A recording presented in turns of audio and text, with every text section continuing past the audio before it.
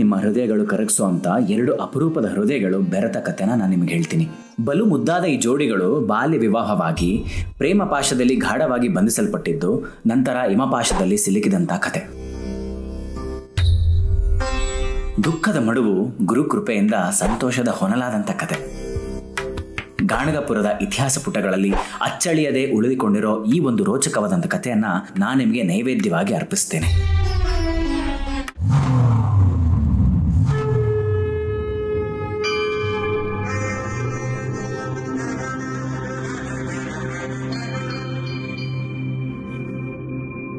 ಸಮಸ್ತ ನನ್ನ ವಾಹಿನಿಯ ವೀಕ್ಷಕ ಬಂಧು ಮಿತ್ರರೆಲ್ಲರಿಗೂ ಈ ನಿಮ್ಮ ಅರುಣ್ ಹರಿಹರನ್ ಮಾಡುವಂತಹ ವಿನಯಪೂರ್ವಕವಾದಂತಹ ನಮಸ್ಕಾರಗಳು.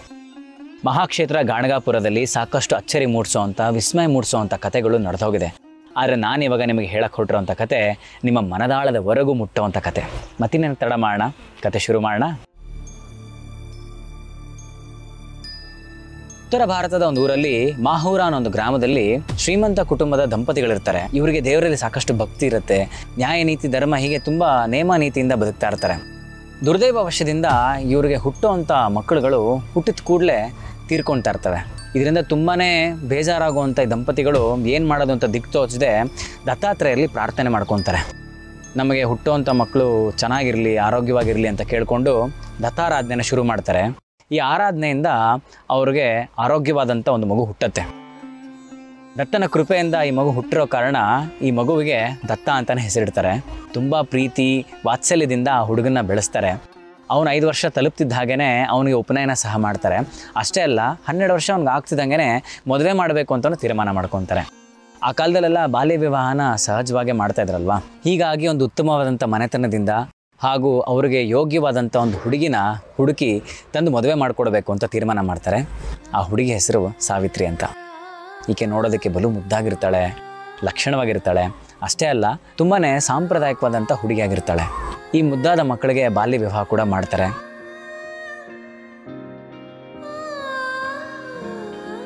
ಇಬ್ಬರು ವಯಸ್ಸು ಹೆಚ್ಚು ಕಮ್ಮಿ ಒಂದೇ ಆಗಿರೋದ್ರಿಂದ ಆಟ ಆಡಿಕೊಂಡು ತರಲೆ ತುಂಟಾಟಗಳು ಮಾಡಿಕೊಂಡು ಅನ್ಯೋನ್ಯವಾಗಿ ಬೆಳೆದು ಪ್ರೌಢಾವಸ್ಥೆಗೂ ಕೂಡ ತಲುಪ್ತಾರೆ. ಈ ಜೋಡಿಗಳು ನೋಡೋದಕ್ಕೆ ರತಿ ಮನ್ಮಥರ ಹಾಗೆ ಮುದ್ದಾಗಿರ್ತಾರೆ. ಇವರಿಬ್ಬರ ನಡುವೆ ಒಂದು ಅತಿಶಯವಾದಂಥ ಪ್ರೀತಿ, ಒಂದು ಆತ್ಮೀಯತೆ ಬೆಳೆದುಕೊಂಡಿರೋ ಕಾರಣ ಸಹಜವಾದಂಥ ಒಂದು ಪ್ರೇಮ ಪಾಶದಲ್ಲಿ ದಂಪತಿಗಳು ಗಾಢವಾಗಿ ಬಂಧಿಸಲ್ಪಟ್ಟಿರ್ತಾರೆ. ಇವರಿಬ್ಬರ ಒಂದು ಬಾಂಧವ್ಯತೆ ಪ್ರೀತಿನ ಕಂಡು ಅವ್ರ ತಂದೆ ತಾಯಿಗಳಿಗಂದು ತುಂಬಾ ಖುಷಿ ಆಗ್ತಿರುತ್ತೆ. ಹೀಗೆ ಮುದ್ದಾದ ದಂಪತಿಗಳ ಜೀವನ ಸುಂದರವಾಗಿ ಸಾಕ್ತಿರ್ಬೇಕಾದ್ರೆ ದುರ್ದೈವ ವಶದಿಂದ ದತ್ತ ತೀವ್ರವಾದಂಥ ಒಂದು ಕಾಯಿಲೆ, ಅಂದರೆ ಕ್ಷಯರೋಗಕ್ಕೆ ತುತ್ತಾಗ್ತಾನೆ. ಈ ಟ್ಯೂಬರ್ಕ್ಯುಲೋಸಿಸ್ ಅಂತ ಕರಿತೀವಲ್ಲ, ಆ ಕಾಯಿಲೆ. ಸತತ 3 ವರ್ಷಗಳ ಕಾಲ ಅವನಿಗೆ ತೀವ್ರವಾದಂಥ ಒಂದು ಚಿಕಿತ್ಸೆ ಕೊಡ್ತಾರೆ. ಔಷಧಿ ಉಪಚಾರಗಳು, ಪಥ್ಯೋಪಚಾರಗಳು ಏನು ಮಾಡಿದ್ರೂ ಅವನ ಕಾಯಿಲೆ ಸುಧಾರಿಸ್ತಾನೆ ಇರಲ್ಲ. ಕ್ರಮೇಣವಾಗಿ ಅವನ ನಾಲಿಗೆಗೆ ರುಚಿ ಸಿಗೋದು ನಿಲ್ಲುತ್ತೆ, ಊಟ ತಿನ್ನೋದು ಬಿಡ್ತಾನೆ. ಅವನು ಎಷ್ಟು ಸಣ್ಣ ಆಗ್ತಾನೆ ಅಂತಂದರೆ ಅವನ ದೇಹದ ಎಲುಬುಗಳೆಲ್ಲ ಕಾಣಿಸೋದಕ್ಕೆ ಶುರು ಆಗುತ್ತೆ. ತುಂಬಾ ನಿಶಕ್ತನಾಗಿ ಹೋಗ್ತಾನೆ. ಇಷ್ಟೇ ಅಲ್ಲ, ಕೆಲವು ದಿನಗಳು ಕಳೀತಿದ್ದ ಹಾಗೇ ಅವನ ದೇಹದಲ್ಲಿ ಒಂದು ದುರ್ಗಂಧವಾದಂಥ ಒಂದು ವಾಸನೆ ಬರೋದಕ್ಕೆ ಶುರು ಆಗುತ್ತೆ. ಆ ವಾಸನೆಗೆ ಆ ಮನೆಯವರು ಇರ್ಬೋದು ಅಥವಾ ವೈದ್ಯರು ಇರ್ಬೋದು, ಯಾರೂ ಸಹ ಅವನ ಹತ್ರಕ್ಕೆ ಹೋಗ್ತಿರೋದಿಲ್ಲ. ಆದರೆ ಸಾವಿತ್ರಿ ಪತಿವ್ರತೆ ಆಗಿರ್ತಾಳೆ. ಅವಳು ಇದ್ಯಾವುದನ್ನು ಲೆಕ್ಕಿಸದೆ ಸೀದಾ ಅವಳೇ ಹೋಗಿ ತನ್ನ ಗಂಡನಿಗೆ ಔಷಧಿ ಉಪಚಾರಗಳನ್ನೆಲ್ಲ ಮಾಡ್ತಾ ಇರ್ತಾಳೆ.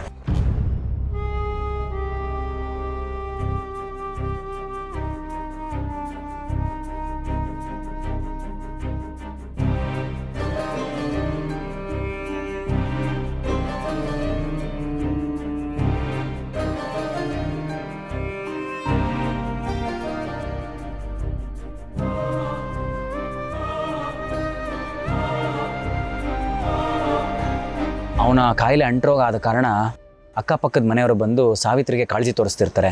ನೋಡಮ್ಮ, ಇನ್ನೂ ಚಿಕ್ಕ ವಯಸ್ಸೋಳಿದೆಯಾ ನೀನು, ನಿನ್ನ ಗಂಡ ಹುಷಾರಾಗಂದು ಕಾಣಿಸ್ತಿಲ್ಲ, ನೀನು ಯಾಕೆ ನಿನ್ನ ತವ್ರ ಮನೆಗೆ ಹೋಗ್ಬಿಡ್ಬಾರ್ದು, ನಿನ್ನ ಗಂಡನ ಬಿಟ್ಟು ಹೋಗ್ಬಿಡು, ಇನ್ನೊಂದು ಮದುವೆ ಆಗು, ಇಂಥದ್ದೆಲ್ಲ ತುಂಬಾ ಅವಳಿಗೆ ಹೇಳ್ತಿರ್ತಾಳೆ. ಅವಳು ಇದನ್ನು ಸಹಿಸ್ಕೊಳ್ಳೋದಕ್ಕಾಗೋದಿಲ್ಲ. ಅವಳು ಆ ಥರ ಹೇಳಿದವ್ರನ್ನ ಅವಳೇ ದೂಡ್ ಬಿಡ್ತಿರ್ತಾಳೆ. ನೋಡಿ, ಹೀಗೆಲ್ಲ ದಯವಿಟ್ಟು ಮಾತಾಡೋಕೆ ಹೋಗ್ಬೇಡಿ, ನಾನು ಬದುಕಿದ್ರು ಸತ್ರು ನನ್ನ ಗಂಡನ ಜೊತೆನೇ ಅವ್ರು ಹುಷಾರಾಗೇ ಆಗ್ತಾರೆ, ನನಗೆ ನಂಬಿಕೆ ಇದೆ ಅಂತ ಪಾಪ ಅವಳು ವಾದ ಮಾಡ್ತಾನೆ ಇರ್ತಾಳೆ. ಆದರೆ ಅವನ ಗಂಡ ಚೇತರಿಸ್ಕೊಳ್ಳೋಂಥ ಲಕ್ಷಣ ಯಾವತ್ತೂ ಕಾಣಿಸ್ತಾನೆ ಇರಲ್ಲ.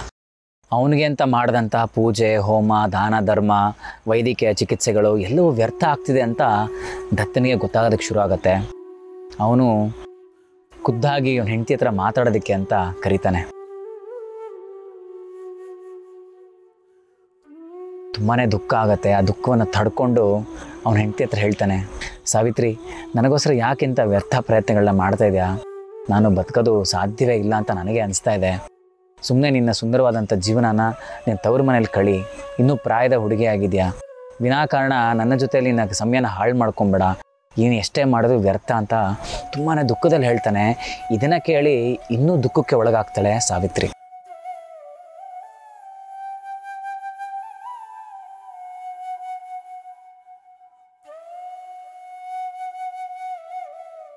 ಏನು ಮಾಡೋದು, ಈ ಸಮಸ್ಯೆಯಿಂದ ಹೇಗೆ ಪಾರಾಗೋದು ಅಂತ ಯೋಚನೆ ಮಾಡ್ತಿರ್ಬೇಕಾದ್ರೆ ಅವಳಿಗೊಂದು ವಿಚಾರ ಹೊಳೆಯುತ್ತೆ.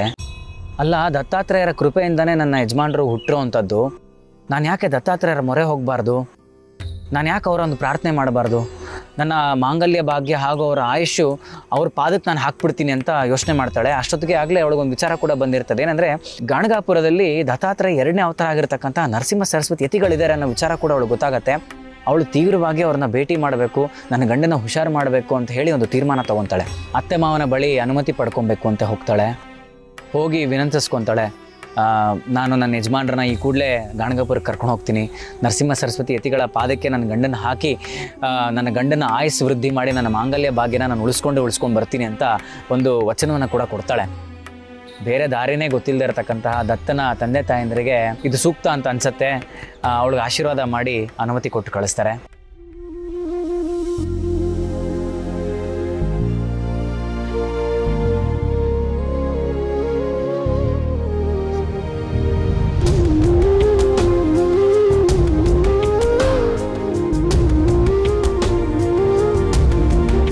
ಅವಳು ತನ್ನ ಗಂಡನ್ನ ಗಾಣಗಾಪುರಕ್ಕೆ ಕರ್ಕೊಂಡು ಹೋಗ್ತಾಳೆ. ಆ ಕಾಲದಲ್ಲೆಲ್ಲ ಒಂದೂರಿಂದ ಒಂದು ಊರಿಗೆ ಹೋಗೋದಕ್ಕೆ ಈಗಿನ ಥರ ಗಾಡಿಗಳ ಒಂದು ವ್ಯವಸ್ಥೆ ಇರ್ತಾ ಇರಲಿಲ್ವಲ್ಲ. ಎತ್ತಿನ ಗಾಡಿ ಇರ್ತಾಯಿತ್ತು, ಇಲ್ಲ ಅಂತಂದರೆ ಒಂದು ಡೋಲಿ ಅಂತ ಬರೋದು, ಹಿಂದೆ ಮುಂದೆ ಒಬ್ಬರು ಹೊತ್ಕೊಂಡು ನಿಂತ್ಕೊಳ್ಳೋರು. ಅದರಲ್ಲಿ ತನ್ನ ಗಂಡನ ಮಲಗಿಸಿ ವಿಶ್ವಾಸದಿಂದ ಗಾಣಗಾಪುರದ ಕಡೆಗೆ ಹೊರಡ್ತಾಳೆ. ಗಾಣಗಾಪುರ ತಲುಪ್ತಿದ್ದ ಹಾಗೇ ಅವಳಲ್ಲಿರೋ ಒಂದು ಉತ್ಸಾಹ, ವಿಶ್ವಾಸ ಇನ್ನೂ ಹೆಚ್ಚಾಗೋದಕ್ಕೆ ಶುರು ಆಗುತ್ತೆ. ಆ ಡೋಲಿನ ಇಳಿಸ್ಬಿಟ್ಟು ಆಕೆ ಏನು ಮಾಡ್ತಾಳೆ, ಹೋಗಿ 4 ಜನರ ಹತ್ರ ನರಸಿಂಹ ಸರಸ್ವತಿಗಳು ಎಲ್ಲಿ ಸಿಗ್ತಾರೆ ಅಂತ ವಿಚಾರಿಸ್ತಾಳೆ. ಅವಾಗ ಅವರು, ಈಗ ಮಠದಲ್ಲಿರಲ್ಲ, ಸಂಗಮದಲ್ಲಿರ್ತಾರೆ, ಈ ಕೂಡಲೇ ನೀವು ಅಲ್ಲಿಗೆ ಹೋಗಿ ಸಿಗ್ತಾರೆ ಅಂತ ಹೇಳಿದ ತಕ್ಷಣ ಅದೇ ಉತ್ಸಾಹದಲ್ಲಿ ಗಂಡನ ಕರ್ಕೊಂಡು ಹೋಗೋದಕ್ಕೆ ಮತ್ತೆ ಡೋಲಿ ಹತ್ರ ಬರ್ತಾಳೆ. ಅಲ್ಲಿ ನೋಡಿದ್ರೆ ತನ್ನ ಗಂಡ ದತ್ತ ವಿಪರೀತ ಒದ್ದಾಟಕ್ಕೆ ಒಳಗಾಗಿರ್ತಾನೆ. ಅವನಿಗೆ ವಿಪರೀತವಾದಂಥ ಒಂದು ಕೆಮ್ಮು ಶುರು ಆಗಿರುತ್ತೆ. ಉಸಿರಾಡೋದಕ್ಕೂ ಅವನಿಗೆ ಸಹ ಆಗ್ತಿರಲ್ಲ, ಬಹಳ ತೊಂದರೆಗೆ ಒಳಗಾಗಿರ್ತಾನೆ. ಇದನ್ನು ನೋಡಿ ವಿಲವಿಲ ಅಂತ ಒದ್ದಾಡುವಂತಹ ಸಾವಿತ್ರಿಗೆ ಏನು ಮಾಡಬೇಕು ಅಂತ ದಿಕ್ತೋಚಲ್ಲ. ಅವನ ಬೆನ್ನು ಸವರ್ತಾಳೆ, ಎದೆ ಸವರ್ತಾಳೆ, ಸಮಾಧಾನ ಮಾಡೋಕ್ಕೆ ಹೋಗ್ತಾಳೆ. ಅವನ ಒಂದು ಕೆಮ್ಮು ಒದ್ದಾಟ ಹೆಚ್ಚಾಗಿ ನೋಡ್ತಿದ್ದಾಗೇ ಅವಳ ಕಣ್ಮುಂದೆನೇ ಪ್ರಾಣ ಬಿಡ್ತಾನೆ.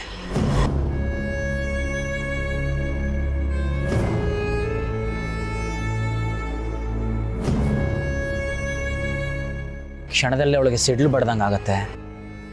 ಏನಾಯಿತು ಅಂತ ಯೋಚನೆ ಮಾಡೋದಕ್ಕೂ ಸಹ ಅವಳಿಗೆ ಗೊತ್ತಾಗ್ತಿಲ್ಲ. ತನ್ನ ಗಂಡನ್ನ ಬಡ್ದೆಬ್ಬಿಸ್ತಾಳೆ, ಅಳ್ಳಾಡಿಸ್ ನೋಡ್ತಾಳೆ.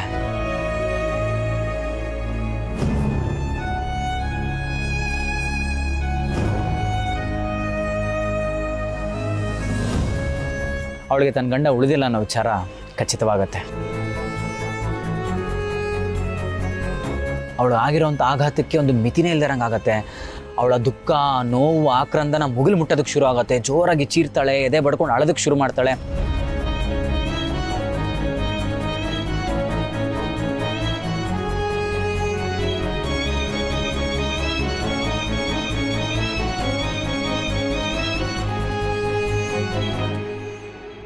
ಈ ಸದ್ಯನ ಕೇಳಿ ಅಕ್ಕಪಕ್ಕ ಇರತಕ್ಕಂಥ ಜನಗಳೆಲ್ಲ ಬಂದು ಗುಂಪಾಗಿ ನೋಡೋಕೆ ಶುರು ಮಾಡ್ತಾರೆ. ಇವಳೇನು ಮಾಡ್ತಾಳೆ, ನಾನು ಬದುಕದೇ ಬೇಡ, ನಾನು ಬದುಕಲೇಬಾರ್ದು ಅಂದ್ಬಿಟ್ಟು ಅಂತ ಅಲ್ಲಿರ್ತಕ್ಕಂಥ ಒಂದು ಹೆಂಗಸಿನ ಬಳಿ ಒಂದು ಕತ್ತಿ ಇರುತ್ತೆ, ಅದನ್ನು ತೊಗೊಂಡು ಕತ್ತು ಕುಯ್ಕೊಳ್ಳೋದಕ್ಕೆ ಹೋಗ್ತಾಳೆ. ಅವ್ರನ್ನೆಲ್ಲ ಬಿಡಿಸ್ತಾರೆ. ಹಾಗೆ ಕೆಳಗೆ ಬಿದ್ದಿರ್ತಕ್ಕಂಥ ಕಲ್ಲು ತೊಗೊಂಡು ತನ್ನ ತಲೆನ ಚಚ್ಕೊಳ್ಳೋದು ಶುರು ಮಾಡ್ತಾಳೆ. ಅಲ್ಲಿರೋ ಜನಗಳಿಗೆ ಹೇಗೆ ಸುಧಾರಿಸ್ಬೇಕು ಅಂತಲೇ ಗೊತ್ತಾಗೋದಿಲ್ಲ. ಅವಳ ಒಂದು ದುಃಖ ಆ ಮಟ್ಟಿಗೆ ತಲುಪಿಟ್ಟಿರುತ್ತೆ. ಅಲ್ಲಿರೋವಂಥ ಜನಗಳಿಗೆ ಹೇಳ್ಕೊಳ್ಳೋಕೆ ಶುರು ಮಾಡ್ತಾಳೆ. ಎಂಥ ಒಂದು ಅನ್ಯಾಯ ಆಯಿತು ನನಗೆ, ಇದು ಎಂಥ ಒಂದು ಪುಣ್ಯಕ್ಷೇತ್ರ, ಪುಣ್ಯಸ್ಥಾನ ಇದು, ಇಲ್ಲಿ ಬಂದವ್ರಿಗೆ ಈ ಥರ ಆಗೋದು ಎಷ್ಟು ಮಟ್ಟಿಗೆ ನ್ಯಾಯ, ನಿಜವಾಗ್ಲೂ ಭಗವಂತ ಇದ್ದಾನ, ಅವನಿಗೆ ನಮ್ಮ ಮೇಲೆ ಒಂದು ಕರುಣೆನೇ ಇಲ್ವಾ ಅಂತೆಲ್ಲ ಭಗವಂತನ ಕೂಡ ಬೈಕೊಳ್ಳೋದಕ್ಕೆ ಶುರು ಮಾಡ್ತಾಳೆ. ಈ ಕ್ಷೇತ್ರಕ್ಕೆ ನಾನು ಬಂದಿದ್ದು ಉತ್ಸಾಹನೇ ಬೇರೆ ಇತ್ತು, ನನ್ನ ವಿಶ್ವಾಸವೇ ಬೇರೆ ಇತ್ತು. ಇಲ್ಲಿ ಬಂದು ನನ್ನ ಗಂಡ ಉಳಿತಾನೆ ಅಂತ ಅಂದ್ಕೊಂಡ್ರೆ ಇಲ್ಲೇ ಬಂದು ನನ್ನ ಗಂಡ ಪ್ರಾಣ ಬಿಡಬೇಕಾ? ಅಯ್ಯೋ, ನಾನು ಹೋಗಿ ಹೇಗೆ ನಮ್ಮ ಅತ್ತೆ ಮಾವನ ನನ್ನ ಮುಖ ತೋರಿಸ್ಲಿ? ಅವ್ರು ಕೊಟ್ಟಿರೋಂಥ ಒಂದು ವಚನ ಭಂಗ ಕೂಡ ಆಗಿದೆ. ಅವ್ರು ನಾನು ಹೋಗಿ ಹೇಗೆ ಮುಖ ತೋರಿಸ್ಲಿ? ಅವ್ರು ನಾನು ಏನಂತ ಉತ್ತರ ಕೊಡಲಿ? ನಾನು ಹೋಗಲ್ಲ, ನಾನು ಸತ್ತೋಗ್ತೀನಿ ಅಂತ ಚೀರ್ತಾನೆ ಇರ್ತಾಳೆ. ಅಷ್ಟೇ ಅಲ್ಲ, ತನ್ನ ಗಂಡನ ಜೊತೆ ಕಳೆದಂಥ ಸುಮಧುರ ಕ್ಷಣಗಳನ್ನ ಮೆಲುಕು ಹಾಕೋದಕ್ಕೆ ಶುರು ಮಾಡ್ತಾಳೆ.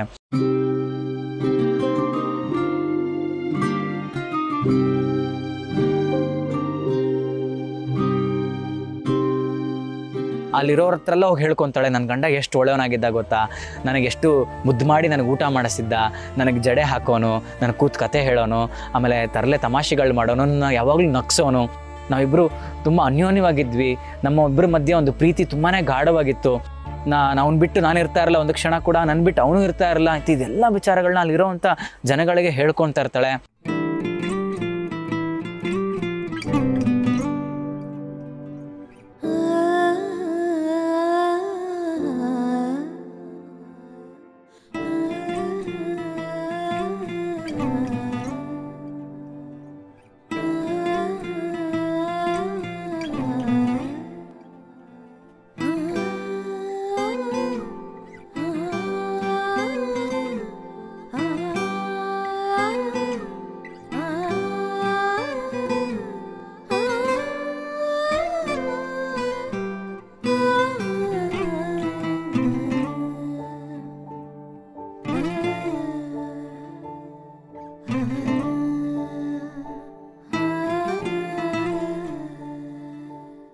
ಇದನ್ನೆಲ್ಲ ಹೇಳ್ಕೊತ ತನ್ನ ದುಃಖವನ್ನು ಹಂಚ್ಕೊತಾ ಇರ್ತಾಳೆ, ತೋಡ್ಕೊತಾ ಇರ್ತಾಳೆ. ಇವಳು ಪಡೋಂಥ ದುಃಖನ ನೋಡಿ ಅಲ್ಲಿರೋ ಜನಗಳಿಗೂ ತುಂಬ ದುಃಖ ಆಗೋದಕ್ಕೆ ಶುರು ಆಗುತ್ತೆ.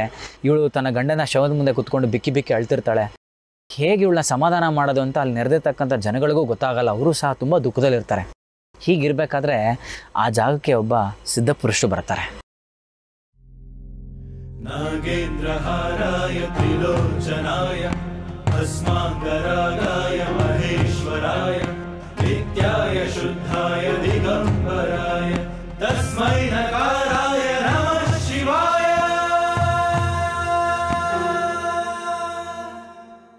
ರುದ್ರಾಕ್ಷಿಗಳನ್ನು ಧರಿಸಿ ಕೈಯಲ್ಲಿ ತ್ರಿಶೂಲವನ್ನು ಹಿಡಿದು ವ್ಯಾಘ್ರ ಚರ್ಮವನ್ನು ಸುತ್ತಕೊಂಡು ಸಾಕ್ಷಾತ್ ಶಿವನಂತೆ ಕಂಗೊಳಿಸ್ತಿರೋವಂಥ ಒಬ್ಬ ಸಿದ್ಧಪುರುಷರು ಆ ಜಾಗಕ್ಕೆ ಬರ್ತಿದ್ದಾಗೇ ಅಲ್ಲಿರೋ ಜನರೆಲ್ಲ ಅಚ್ಚರಿಯಿಂದ ಅವ್ರನ್ನ ನೋಡ್ತಾರೆ. ಸಿದ್ಧಪುರುಷರು ಸಾವಿತ್ರಿನ ಕರೆದು ಮಾತಾಡಿಸ್ತಾರೆ, ಏನು ತಾಯಿ ಏನಾಯ್ತಮ್ಮ ಅಂತ. ಆಗ ಸಾವಿತ್ರಿ ಅದೇ ದುಃಖದಿಂದ ತನಗಾದಂಥ ಒಂದು ಅನ್ಯಾಯವನ್ನು ಹೇಳ್ಕೊಳ್ಳೋದಕ್ಕೆ ಶುರು ಮಾಡ್ತಾಳೆ. ಅಲ್ಲಿ ನಡೆದಿರ್ತಕ್ಕಂಥ ಪ್ರಸಂಗವನ್ನು ತಿಳಿಸ್ತಾಳೆ. ನಾನು ಯಾವ ಉದ್ದೇಶಕ್ಕಾಗಿ ಬಂದೆ, ಆ ಉದ್ದೇಶ ಪೂರ್ತಿನೇ ಆಗಲಿಲ್ಲ, ನನ್ನ ಗಂಡ ಈ ರೀತಿಯಾಗಿ ಈ ಜಾಗದಲ್ಲಿ ಸತ್ತೋಗ್ಬಿಟ್ಟ ಅಂತ ಬಿಕ್ಕಿ ಬಿಕ್ಕಿ ಬಿಕ್ಕಿ ಅಳೋದಕ್ಕೆ ಶುರು ಮಾಡ್ತಾಳೆ. ಆಗ ಸಿದ್ಧಪುರುಷರು ಅವಳಿಗೆ ಸಮಾಧಾನ ಮಾಡೋದಕ್ಕೆ ಅಂತ 4 ಉಪದೇಶವನ್ನು ಮಾಡ್ತಾರೆ. ಏನಮ್ಮ, ಯಾಕೆ ಸತ್ತಿರೋಂಥ ವ್ಯಕ್ತಿಗೆ ವ್ಯರ್ಥವಾಗಿ ಈ ಥರ ಅಳ್ತಾ ಇದೆಯಾ? ನೀನೆಷ್ಟೇ ಹತ್ರೂ ಅವನು ಎದ್ದು ಬರೋವಂಥದ್ದಾಗತ್ತಾ? ಆಗಲ್ಲ. ಹಾಗೆ ಪ್ರಪಂಚದಲ್ಲಿ ಶಾಶ್ವತವಾಗಿ ಯಾದಮ್ಮ ಇದೆ. ಇಲ್ಲಿ ಎಲ್ಲರೂ ಒಂದಲ್ಲ ಒಂದಿನ ಸಾಯಲೇಬೇಕು, ಎಲ್ಲವೂ ಒಂದಿನ ನಾಶ ಆಗಲೇಬೇಕಲ್ವಾ? ನೋಡು, ಅಂಥ ಒಬ್ಬ ಬಲಿಷ್ಠನಾದಂಥ ದಶಕಂಠ ರಾವಣ ಎಷ್ಟೋ 1000 ವರ್ಷಗಳು ಆಯುಸ್ಸನ್ನ ಪಡ್ಕೊಂಬಂದಿರ್ತಾನೆ. ಅವನೇ ಸಾವಿಗೆ ಶರಣಾಗಲಿಲ್ವಾ? ಅಷ್ಟೇ ಯಾಕೆ, ದೇವಾನುದೇವತೆಗಳು ಲಕ್ಷಾಂತರ ಕೋಟ್ಯಾಂತರ ವರ್ಷಗಳ ಆಯುಸ್ಸನ್ನ ಪಡ್ಕೊಂಡಿರ್ತಾರೆ, ಅವ್ರಿಗೂ ಒಂದಿನ ಸಾವಿದೆ. ಸೂರ್ಯ ಚಂದ್ರರಿಗೂ ಸಾವಿದೆಯಮ್ಮ. ನಿನ್ನ ಗಂಡ ನಾನು ನೀನೆಲ್ಲ ಯಾವ ಲೆಕ್ಕ? ಹಾಗೆ ನಿನಗೆ ಈ ಜನ್ಮದಲ್ಲಿ ಇವನು ಗಂಡ ಅಂತ ಗೊತ್ತು, ಹೋದ ಜನ್ಮದಲ್ಲಿ ಇವನು ನಿನಗೇನಾಗಿದ್ದಂತ ನಿನಗೆ ಗೊತ್ತಿದೆಯಾ? ನೀನೇನಾಗಿದ್ದಂತ ನಿನಗೆ ಗೊತ್ತಿದೆಯಾ? ನೀನು ಯಾರಿಗೋ ಹೆಂಡತಿ ಆಗಿದ್ದೆ, ಇವನು ಯಾರಿಗೋ ಗಂಡ ಆಗಿದ್ದ. ನೀನೆಲ್ಲೋ ಹುಟ್ಟಿದ್ದೆ, ಇವನೆಲ್ಲೋ ಹುಟ್ಟಿದ್ದ. ಈ ಜನ್ಮದಲ್ಲಿ ಇಲ್ಲಿ ಸೇರಿದ್ದೀರಾ, ಇಲ್ಲಿ ಗಂಡ ಹೆಂಡತಿ ಅಂತ ಆಗಿದ್ದೀರಾ. ಹೀಗೆ 4-6 ಉಪದೇಶ ಮಾತುಗಳನ್ನ ಹೇಳ್ತಿದ್ದಂಗೆ ಅವಳು ಒಂದು ಸ್ವಲ್ಪ ಅವಳ ಮನಸ್ಸಿಗೆ ಸಮಾಧಾನ ಆಗೋದಕ್ಕೆ ಶುರು ಆಗುತ್ತೆ. ಸಮಾಧಾನ ಆಗೋವಂಥ ಸಾವಿತ್ರಿ ಆ ಸಿದ್ಧಪುರುಷರಲ್ಲಿ ಕೈ ಮುಗಿದು, ತಂದೆ ನನಗೆ ಮುಂದೆ ಏನು ಮಾಡಬೇಕು, ನಂಗೆ ದಾರಿ ಗೊತ್ತಾಗ್ದಂಗೆ ಆಗಿದೆ, ನೀವೇ ನನಗೇನಾರು ಒಂದು ಮಾರ್ಗ ತೋರಿಸಿ ಅಂತ ಕೇಳ್ಕೊತಾಳೆ. ಆಗ ಸಿದ್ಧಪುರುಷರು ಅವಳಿಗೆ 2 ದಾರಿನ ಹೇಳ್ತಾರೆ. ಒಂದು ಪತಿಯೊಂದಿಗೆ ಚಿತೆಯಲ್ಲಿ ಬಿದ್ದು ಸಹಗಮನವನ್ನು ಪಡ್ಕೊಳ್ಳೋವಂಥದ್ದು, ಇನ್ನೊಂದು ವೈದವ್ಯ ಜೀವನವನ್ನು ಆಚರಿಸೋವಂಥದ್ದು. 2 ರೀತಿ ನೀತಿಗಳನ್ನು ಅವಳಿಗೆ ಕೂಲಂಕುಷವಾಗಿ ಉಪದೇಶ ಮಾಡ್ತಾರೆ. 2 ದಾರಿನೂ ಅವಳ ಮುಂದೆ ಇಟ್ಟು ಆಯ್ಕೆ ನೀನು ಮಾಡ್ಕೋ ತಾಯಿ ಅಂತ ಅವಳಿಗೊಂದು ವಿಷಯವನ್ನು ಕೂಡ ಹೇಳ್ತಾರೆ. ಅವಳಿಗೆ ಆ ವೈದವ್ಯ ಜೀವನದ ರೀತಿ ನೀತಿ ಪದ್ಧತಿಗಳು ಕೇಳಿ ಅವಳಲ್ಲಿ ವಿಶ್ವಾಸ ಹುಟ್ಟಲ್ಲ. ಅವಳು ಸಿದ್ಧಪುರುಷಗೆ ಹೇಳ್ತಾಳೆ, ನೋಡಿ ನಾನು ಇನ್ನೂ ಚಿಕ್ಕವಳಾಗಿದ್ದೀನಿ, ನನ್ನ ಮನಸ್ಸು ದೇಹ ಎಲ್ಲವೂ ಇನ್ನೂ ಕಾಯಾಗೇ ಇದೆ, ಹಾಗಾಗಿ ಈ ವೈದವ್ಯ ಜೀವನವನ್ನು ಆಚರಿಸುವಂಥ ದಾರಿ ನಂಗೆ ಸೂಕ್ತ ಅಲ್ಲ. ಮುಂದೊಂದು ದಿನ ನಾನು ದಾರಿ ತಪ್ಪುವಂಥ ಸಾಧ್ಯತೆಗಳು ಅಥವಾ ನಾನು ಮೈ ಮರೆತು ಎಚ್ಚರವನ್ನು ತಪ್ಪುವಂಥ ಸಾಧ್ಯತೆಗಳು ಜಾಸ್ತಿ ಇದೆ. ಈ ಕ್ಷಣ ಈ ದುಃಖದಲ್ಲಿ ಇದೇ ನೋವಲ್ಲಿ ನನ್ನ ಗಂಡನೊಂದಿಗೆ ನಾನು ಸಹಗಮನವನ್ನು ನಾನು ಆಯ್ಕೆ ಮಾಡ್ತೀನಿ.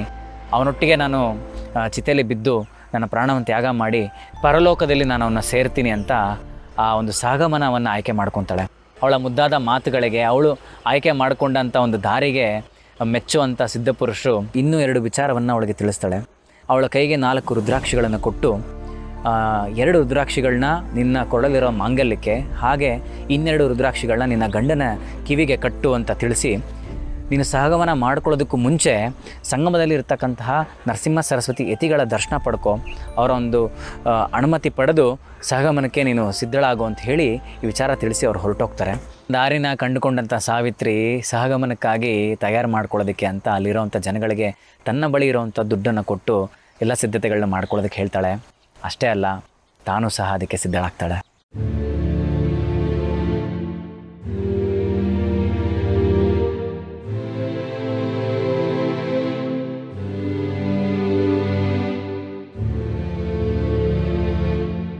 ಅವಳು ಯಾವ ಮಟ್ಟಕ್ಕೆ ಕಂಗೊಳಿಸ್ತಾ ಇರ್ತಾಳೆ ಅಂತಂದರೆ, ಸಾಕ್ಷಾತ್ ಲಕ್ಷ್ಮಿ ಅಂತ ಒಂದು ಕಳೆನ ಹೊತ್ತು ಅವಳು ಕಂಗೊಳಿಸ್ತಾ ಇರ್ತಾಳೆ.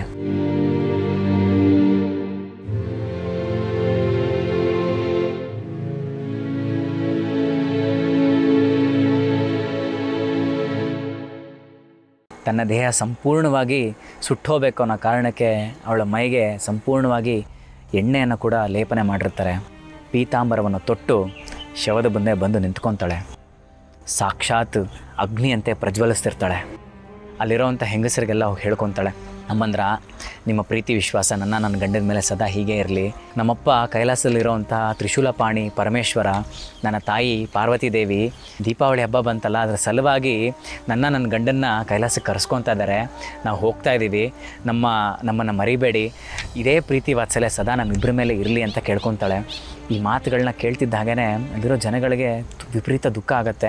ಅವಳ ಒಂದು ತಯಾರಿ, ಆಮೇಲೆ ಅವಳ ಒಂದು ವಿಶ್ವಾಸ ಅಂತಲೇ ಹೇಳ್ಬೋದು, ತುಂಬಾ ದೃಢವಾಗಿರುತ್ತೆ. ಅವಳಿಗೆಲ್ಲೂ ನಾನು ಸಾಯ್ತಾ ಇದ್ದೀನಿ, ನನಗಿವಾಗ ನೋವಾಗುತ್ತೆ, ನಾನು ಸುಟ್ಟೋಗ್ತೀನಿ, ಆ ಯಾವ ಚಿಂತೆನೂ ಇರೋಲ್ಲ. ಅವಳ ಉದ್ದೇಶ ಒಂದೇ ಆಗಿರುತ್ತೆ, ನಾನು ನನ್ನ ಗಂಡನ ಜೊತೆ ಕೈಲಾಸದಲ್ಲಿ ಸೇರಬೇಕು ಅನ್ನೋದಷ್ಟೇ ಆಗಿರುತ್ತೆ. ಹಾಗಾಗಿ ಅವಳ ಕಣ್ಣಲ್ಲಿ ಯಾವುದೇ ಥರದಂಥ ಭಯ ಇರಲ್ಲ, ಒಂದು ಅಂಜಿಕೆ ಇರಲ್ಲ. ಅಷ್ಟೇ ಅಲ್ಲ, ಆ ಡೋಲ್ ಹೊತ್ಕೊಂಡು ಬಂದಂಥ ಅವಳ ಊರಿನ ಜನಗಳಿಗೂ ಹೋಗಿ ವಿಷಯ ಹೇಳ್ತಾಳೆ. ನೋಡಿ, ದಯವಿಟ್ಟು ಇಲ್ಲಿ ನಡೆದಿರೋ ಯಾವ ವಿಚಾರನೂ ನಮ್ಮ ಅತ್ತೆ ಮಾವನಿಗೆ ತಿಳಿಸೋದಕ್ಕೆ ಹೋಗಬೇಡಿ. ಇಲ್ಲಿ ಬಂದು ಗುರುಳ ಆಶ್ರಯದಲ್ಲಿ ಸುಖವಾಗಿ ಇಲ್ಲೇ ಇರ್ತಾರಂತೆ. ಇನ್ಮೇಲೆ ಅವರು ಸಮಯ ಆದಾಗ ಯಾವಾಗಲಾದ್ರು ಬಂದು ನಿಮ್ಮನ್ನು ಕಾಣ್ತಾರೆ ಅಂತ ಹೇಳಿ. ಯಾಕಂದರೆ ನನ್ನ ಗಂಡ ಈ ಥರ ಮೃತಪಟ್ಟಿದ್ದಾನೆ ಅಂತ ಹೇಳಿದ್ರೆ ಆ ವಿಷಯ ಅವ್ರಿಗೆ ಗೊತ್ತಾಗಿ ಆ ಪುತ್ರ ಶೋಕದಿಂದ ಅವ್ರು ಸತ್ತೋದ್ರು ಅಂತಂದರೆ ಆ ಕರ್ಮ ನಿಮ್ಮನ್ನು ಬಿಡಲ್ಲ, ಆ ಪಾಪ ಕರ್ಮ ನಿಮಗೆ ಅಂಟತ್ತೆ ಅಂತ ಹೇಳಿ ಒಂದು ಮಾತನ್ನ ತಿಳಿಸಿ ಅವ್ರನ್ನ ಕಳಿಸ್ಕೊಡ್ತಾಳೆ. ಸಹಗಮನಕ್ಕೆ ಸಿದ್ಧಳಾಗ್ತಾಳೆ.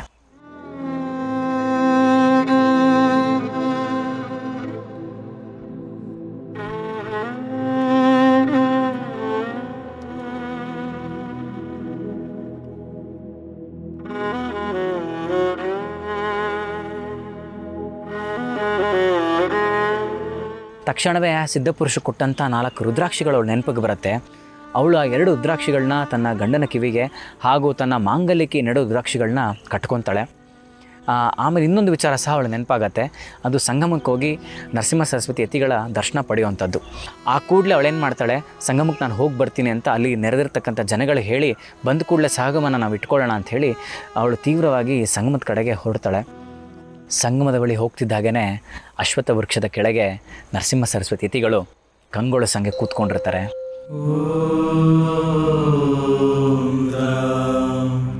ದತ್ತಾತ್ರೇಯಾಯ ನಮಃ. ಅವರ ನೋಡ್ತಿದ್ದ ಹಾಗೇ ಭಕ್ತಿ ಭಾವದಿಂದ ಅವರ ಪಾದಗಳಿಗೆ ಬಿದ್ದು ನಮಸ್ಕಾರ ಮಾಡ್ತಾಳೆ. ಆವಾಗ ನರಸಿಂಹ ಸರಸ್ವತಿಗಳು ಅಖಂಡ ಸೌಭಾಗ್ಯವತಿ ಭವ ಅಂತ ಆಶೀರ್ವಾದ ಮಾಡ್ತಾರೆ.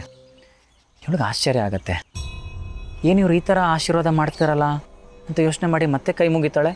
ಅವರು ಅಷ್ಟಪುತ್ರ ಸೌಭಾಗ್ಯವತಿ ಭವ ಅಂತ ಆಶೀರ್ವಾದ ಮಾಡ್ತಾರೆ. ಇವಳಿಗೆ ಯಾಕೆ ಈ ರೀತಿ ಹೇಳ್ತಾರೆ ಅಂತ ಒಂದು ಯೋಚನೆ ಶುರು ಆಗೋದ್ರ ಜೊತೆಗೆ ಹೇಳ್ಕೊತಾಳೆ, ನಾನು ಸಹಗಮನಕ್ಕಾಗಿ ಇವಾಗ ಹೋಗ್ತಾ ಇದ್ದೀನಿ, ನನ್ನ ಪತಿ ತೀರ್ಕೊಂಡಿದ್ದಾನೆ, ಸಹಗಮನಕ್ಕಾಗಿ ಸಕಲ ಸಿದ್ಧತೆಗಳನ್ನೂ ಮಾಡ್ಕೊಂಡಿದ್ದಾರೆ, ನಾನು ಸಹಗಮನ ಆಗೋದಕ್ಕೂ ಮುಂಚೆ ನಿಮ್ಮ ಆಶೀರ್ವಾದ ಪಡ್ಕೊಳ್ಳೋಂತ ಬಂದಿದ್ದೀನಿ. ಹಾಗೆ ಯತಿಗಳು, ಅವರೇ ನಿನ್ನ ಗಂಡ ತೀರ್ಕೊಂಡಿದ್ದಾನ, ನನ್ನ ಬಾಯಲ್ಲಿ ನಿನಗೆ ಸೌಭಾಗ್ಯವತಿ ಅಂತ ಆಶೀರ್ವಾದ ಮಾಡಿದ್ದೀನಲ್ಲ, ಹೀಗಿರಬೇಕಾದ್ರೆ ಅವ್ನು ತೀರ್ಕೊಳ್ಳೋದಕ್ಕೆ ಹೇಗೆ ಸಾಧ್ಯ ಅಂತಾರೆ. ಆಗ ಅವ್ರು ಇಲ್ಲ ಖಂಡಿತವಾಗ್ಲೂ ತೀರ್ಕೊಂಡಿದ್ದಾರೆ, ಎಲ್ಲ ಥರದ ಸಿದ್ಧತೆಗಳಲ್ಲಿ ಮಾಡಿಕೊಂಡು ಅಲ್ಲೆಲ್ಲ ಜನಗಳು ಸೇರ್ಕೊಂಡಿದ್ದಾರೆ, ನನಗಾಗಿ ಕಾಯ್ತಿದ್ದಾರೆ, ನೀವು ಆಶೀರ್ವಾದ ಮಾಡಿ ನಾನು ಸಹಗಮನಕ್ಕೆ ಹೋಗಬೇಕು ಅಂತ ಕೇಳ್ಕೊತಾಳೆ. ಆಗ ಅವರು, ಇದೆಲ್ಲರೂ ಉಂಟೇನಮ್ಮ, ನಿನ್ನ ಗಂಡ ಸತ್ತಿರೋದು ಸಾಧ್ಯ ಅಲ್ಲ, ಹಾಗೂ ಅಕಸ್ಮಾತ್ ಅವ್ನು ಸತ್ತಿದ್ದಾನೆ ಅಂದರೆ ನಾವು ಒಂದು ಸತಿ ಪರೀಕ್ಷೆ ಮಾಡಿ ನೋಡ್ತೀವಿ, ಅವನ ಒಂದು ಪ್ರೇತವನ್ನು ಅಂದರೆ ಅವನ ಶವವನ್ನು ಇಲ್ಲಿಗೆ ಕರ್ಕೊಂಬನ್ನಿ ಅಂತ ಒಂದು ಆಜ್ಞೆ ಮಾಡ್ತಾರೆ. ಅವಳು ಆಶ್ಚರ್ಯದಿಂದ ಎದ್ದು ಆ ಶವ ಇದ್ದ ಕಡೆಗೆ ಹೋಗಿ ತನ್ನ ವಿಚಾರವನ್ನೆಲ್ಲ ತಿಳಿಸ್ತಾಳೆ. ಅಲ್ಲಿ ಜನಗಳು ಸಹ ಆಶ್ಚರ್ಯ ಪಡ್ತಾರೆ, ಏನು ಈ ಥರ ಹೇಳ್ತಾರಲ್ಲ ಅಂತಲ್ಲ. ಅವನ ಒಂದು ಶವವನ್ನು ತೊಗೊಂಬಂದು ಗುರುಗಳ ಮುಂದೆ ತಂದು ಮಲಗಿಸ್ತಾರೆ. ಗುರುಗಳು ಅವರ ತೀಕ್ಷ್ಣವಾದಂಥ ದೃಷ್ಟಿಲಿ ಮೇಲಿಂದ ಕೆಳಗೆ ಆ ಶವವನ್ನು ಒಂದು ಸತಿ ನೋಡ್ತಾರೆ. ಅಷ್ಟೇ ಅಲ್ಲ, ಅವರ ಕೈಲಿದ್ದಂತಹ ಕಮಂಡಲದ ತೀರ್ಥ ತಗೊಂಡು ಆ ಶವದ ಮೇಲೆ ಸಿಂಪಡಿಸ್ತಾರೆ.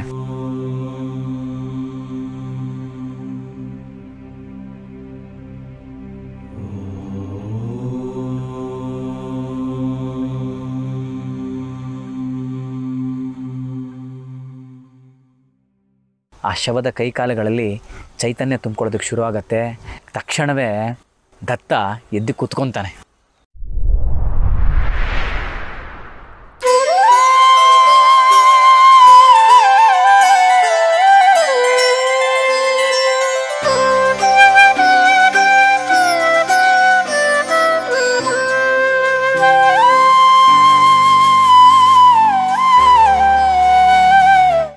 ಈ ಒಂದು ಪ್ರಸಂಗವನ್ನು ಕಂಡು ಅಲ್ಲಿರ್ತಕ್ಕಂಥ ಜನಗಳಿಗೆಲ್ಲ ಆಶ್ಚರ್ಯ ಆಗತ್ತೆ.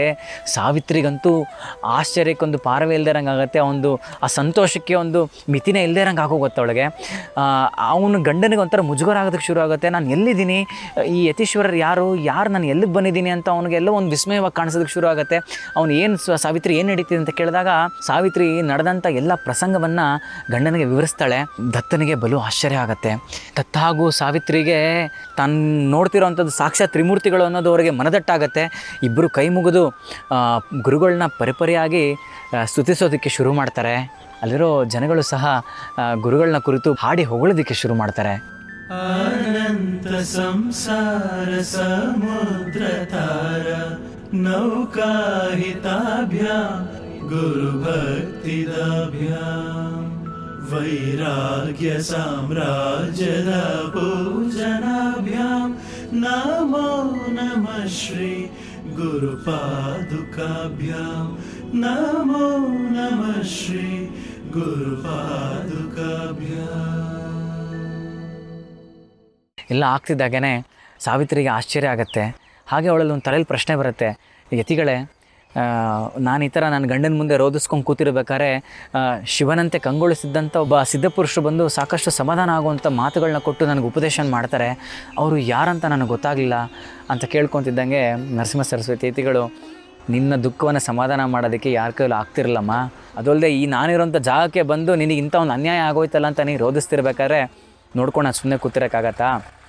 ಆ ಸಮಯದಲ್ಲಿ ಸಿದ್ಧಪುರುಷನ ಅವತಾರದಲ್ಲಿ ಬಂದವನು ಬೇರೆ ಯಾರೂ ಅಲ್ಲ, ನಾನೇ ಅಂತ ಹೇಳ್ತಾರೆ. ಈ ವಿಷಯವನ್ನು ಕೇಳ್ತಿದ್ದ ಹಾಗೇ ಆ ದಂಪತಿಗಳಿಗೆ ಹಾಗೂ ಅಲ್ಲಿ ನೆರೆದಿರ್ತಕ್ಕಂಥ ಜನಸಾಗರಕ್ಕೆ ವಿಶೇಷವಾದಂಥ ಒಂದು ಭಕ್ತಿ ಗುರುಗಳ ಮೇಲೆ ಬರೋದಕ್ಕೆ ಶುರು ಆಗುತ್ತೆ. ಅಷ್ಟೇ ಅಲ್ಲ, ಗುರುಗಳು ಈ ದಂಪತಿಗಳಿಗೆ ಆಶೀರ್ವಾದ ಸಹ ಮಾಡ್ತಾರೆ.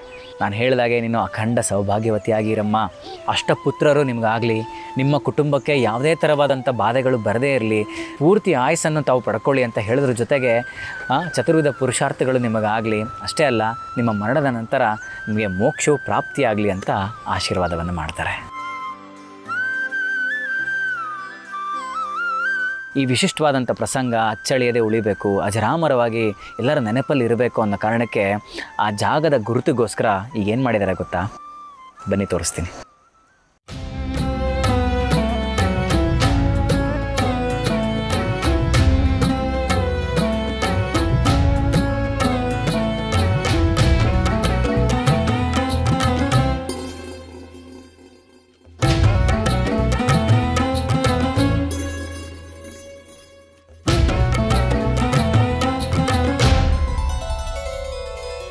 ನೋಡಿ, ಚಿತ್ರನೇ ಹೇಳುತ್ತೆ ಆ ಕಥೆನ. ಆ ಮಹಾಸತಿ ತನ್ನ ಗಂಡನ ದೇಹದೊಂದಿಗೆ ಅಲ್ಲಿ ಕೂತ್ಕೊಂಡಿದ್ದಾಳೆ. ದಾರಿಲಿ ಹೋಗ್ಬೇಕಾದ್ರೆ ಯೋಗೇಶ್ವರ ರೂಪದಲ್ಲಿ ಯತಿಗಳು ಬಂದ್ಬಿಟ್ಟು ಅವಳಿಗೆ ಉಪದೇಶನ ಮಾಡೋದು, ಅದು ಸಾಕಷ್ಟು ಜನಗಳು ಅದಕ್ಕೆ ಸಾಕ್ಷಿಯಾಗಿ ನಿಂತ್ಕೊಂಡು ನೋಡ್ತಿರೋ ಅಂಥದ್ದು ಎಲ್ಲ ಪ್ರಸಂಗ ನಡೆದಿದ್ದು ಇದೇ ಜಾಗದಲ್ಲಿ. ಆಕೆನೇ ಮಹಾಸತಿ, ಆಕೆ ಗಂಡ, ಯತಿಗಳು ಯೋಗೇಶ್ವರ ರೂಪದಲ್ಲಿ ನೋಡ್ಕೊಳ್ಳಿ.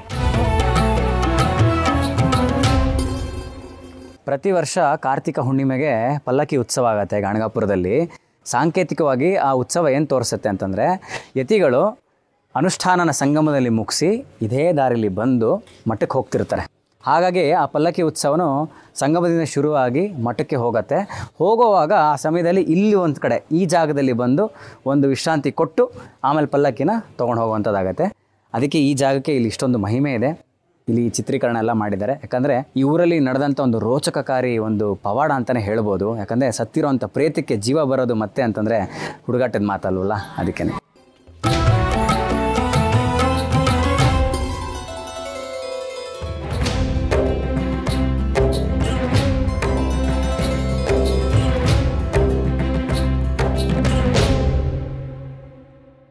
ಆಶ್ಚರ್ಯದ ಉತ್ತಂಗಕ್ಕೆ ನಿಮ್ಮನ್ನು ಕರ್ಕೊಂಡು ಹೋಗೋವಂಥ ಒಂದು ಪ್ರಸಂಗ, ಈ ಕತೆ, ಆ ಜಾಗ ಎಲ್ಲ ನೋಡಿ ನಿಮಗೆ ನಿಜವಾಗ್ಲೂ ಸಂತೋಷ ಆಗಿದೆ ಅಂತ ನಾನು ಭಾವಿಸ್ತೀನಿ. ಇನ್ನೂ ಇಂಥದ್ದೇ ಹೆಚ್ಚು ಮಾಹಿತಿಗಳನ್ನ, ಹೆಚ್ಚು ವೀಡಿಯೋಗಳನ್ನ ನಾನು ನಿಮಗೆ ಪ್ರಸಾದವಾಗಿ ಅರ್ಪಿಸಬೇಕು ಅನ್ನೋದಾದರೆ ತಾವು ಈ ಕೂಡಲೇ ನನ್ನ ಚಾನಲ್ನ ಸಬ್ಸ್ಕ್ರೈಬ್ ಮಾಡಿ, ಸಾಕಷ್ಟು ಜನಗಳಿಗೆ ಶೇರ್ ಮಾಡಿ, ಲೈಕ್ ಮಾಡಿ, ಕಮೆಂಟ್ ಮಾಡಿ ಅಂತ ಕೇಳ್ಕೊಳ್ಳೋದ್ರ ಮುಖಾಂತರ ತಮ್ಮಲ್ಲಿ ವಿನಯಪೂರ್ವಕವಾದಂಥ ವಂದನೆಗಳನ್ನ ತಿಳಿಸ್ತಾ ಇದ್ದೀನಿ. ಇದು drive to divine with Arun Hariharan. ಸರ್ವಂ ಮಮ ದೇವ ದೇವ.